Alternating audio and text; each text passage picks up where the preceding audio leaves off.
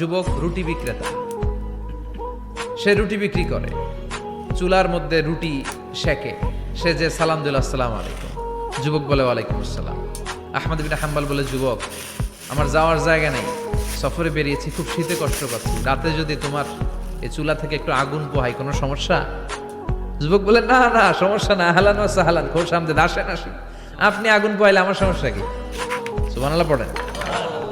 আল্লাহ শুকরিয়া করে উনি বসলেন আর আগুন পোহাচ্ছেন, আর খেয়াল করলেন যুবক রুটি বানায় আর পরে আস্তাগফিরুল্লাহ, রুটির দলা বানায় পরে আস্তাগফিরুল্লাহ, খামির বানায় আর পরে আস্তাগফিরুল্লাহ, রুটি নিয়ে উনুনের ভিতরে চুলার ভিতরে সেকা দেয় আর পরে আস্তাগফিরুল্লাহ, দোকানদারের কাছে কেউ আসলেই সে রুটি দেয় আর পরে আস্তাগফিরুল্লাহ, ক্রেতার কাছ থেকে টাকা নিয়ে ক্যাশ বক্সে রাখে আর কি পড়ে, আবার রুটি বানানো শুরু করে আর কি পড়ে, খালি এইটাই পড়তেছে। ইমাম আহমদ ইবনে হাম্বল তো অবাক, কিরে এটা আবার কেমন যুবক, খালি আস্তাগফিরুল্লাহ।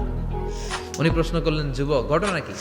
আসার পর থেকেই তোমার দেখতেছি তুমি রুটি বানাও, রুটি বিক্রি করো আর পড়ো আস্তাগফিরুল্লাহ, মালাকা ইয়া শাবাব। যুবক বলে, আস্তাগফিরুল্লাহ আমার সবচেয়ে বেশি পছন্দের আমল, আমি সব সময় আঠার মতো ইস্তেগফারের সাথে লেগে থাকি আর সব সময় পড়তে থাকি আস্তাগফিরুল্লাহ, আর এর বদৌলতে আল্লাহ আমারে মুস্তাজাবুদ দাওয়া বানিয়ে দিয়েছে। আহমদ ইবনে হাম্বল তো অবাক, আনতা মুস্তাজাবুদ দাওয়া, তুমি মুস্তাজাবুদ দাওয়া, রুটিওয়ালা, আমি এত বছর হাদিস পড়াই, আমিও তো মুস্তাজাবুদ দাওয়া না, আর তুমি রুটি বেচো বাজারে, তুমি মুস্তাজাবুদ দাওয়া, তুমি দোয়া করলেই সব কবুল হয়ে যায়।